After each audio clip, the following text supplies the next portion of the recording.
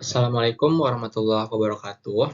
Perkenalkan, nama saya Yurida Aswandi dengan NIM 2233872. Di sini saya akan membuat sebuah video presentasi untuk melengkapi tugas akhir mata kuliah perpindahan kalor dan massa. Baik, di sini saya akan membuat video presentasi tentang perpindahan panas yang terjadi pada radiator. Masuk yang pertama itu latar belakang. Perpindahan panas adalah fenomena alam yang terjadi di sekitar kita setiap hari. Salah satu aplikasi yang sangat relevan dalam kehidupan sehari-hari adalah perpindahan panas yang terjadi pada radiator. Sistem pendinginan dalam mesin kendaraan adalah salah satu komponen yang sangat penting untuk menjaga suhu mesin dalam batas yang aman selama operasi.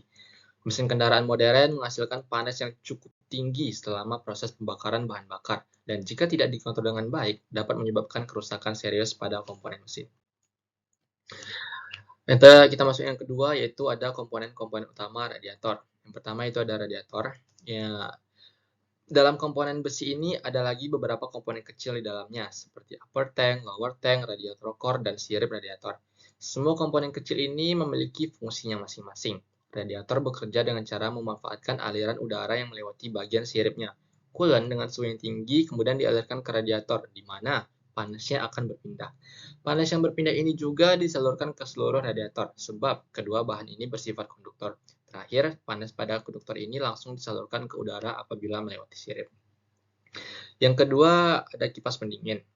Kipas radiator merupakan salah satu komponen krusial pada mobil. Komponen ini biasanya terletak di bagian depan mobil, secara khusus di belakang radiator mobil. Dari semua fungsi, secara khusus kipas radiator ini berfungsi untuk mengalirkan udara ke dalam mesin melalui kisi-kisi radiator. Udara tersebut dibutuhkan supaya proses pembakaran di ruang bakar dapat berjalan dengan baik dan sempurna. Yang ketiga itu ada selang radiator. Komponen ini berfungsi untuk mensuplai coolant dari mesin ke radiator dan sebaliknya. Selang radiator harus fleksibel sehingga bisa menahan air radiator yang panas, bahkan bisa sampai mendidih. Yang keempat itu ada termostat. Komponen ini berfungsi sebagai pengatur suhu mesin agar tetap berada pada suhu yang normal. Cara kerjanya, termostat akan membuka dan menutup saluran water jacket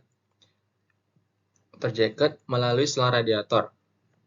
Sirkulasi coolant dalam water jacket pun bekerja sehingga mempercepat naiknya suhu mesin sebelum dialirkan ke komponen lainnya. Next, kelima itu ada water jacket.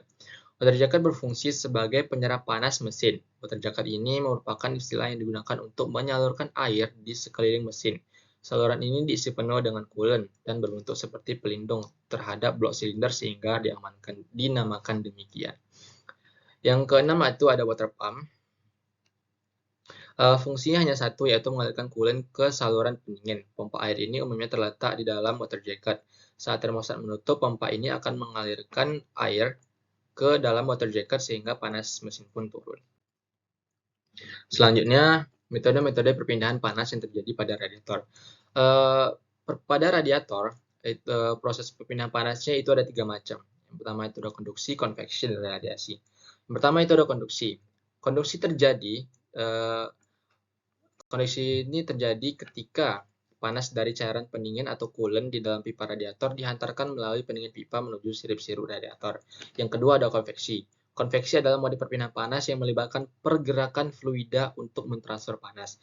Pada radiator udara yang melalui sirip-sirip, datar membawa panas dan dari coolant ke udara. Yang ketiga ada radiasi. Pada radiator, radiasi terjadi ketika radiator memancarkan panas ke lingkungan sekitar. Selanjutnya itu adalah usulan meningkatkan nilai manfaat.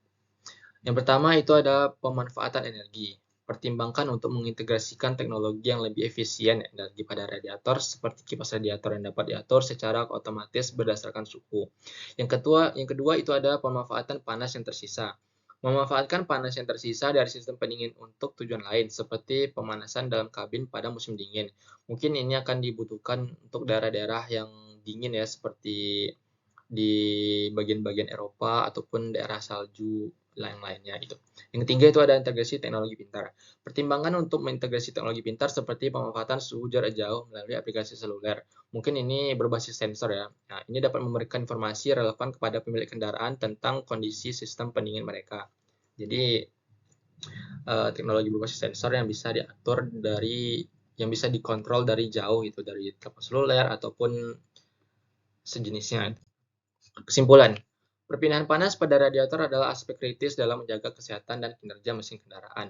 Radiator bukan hanya sekedar komponen dalam sistem pendingin, lebih jauh ia adalah perantara utama dalam mentransfer panas yang dihasilkan oleh mesin ke lingkungan sekitar. Prinsip-prinsip perpindahan panas seperti konduksi, konveksi, dan radiasi berperan secara bersamaan dalam menjalankan fungsi radiator. Konduksi membawa panas dari cairan pendingin ke pipa radiator. Konveksi membantu mengalirkan panas dari radiator ke udara melalui sirip-sirip, dan radiasi memancarkan panas ke lingkungan sekitar. Baik, mungkin itu saja yang dapat saya sampaikan. Banyak kurang dan salah dalam kata-kata saya mohon maaf. Wabillahi taufiq wal hidayah. Wassalamualaikum warahmatullahi wabarakatuh.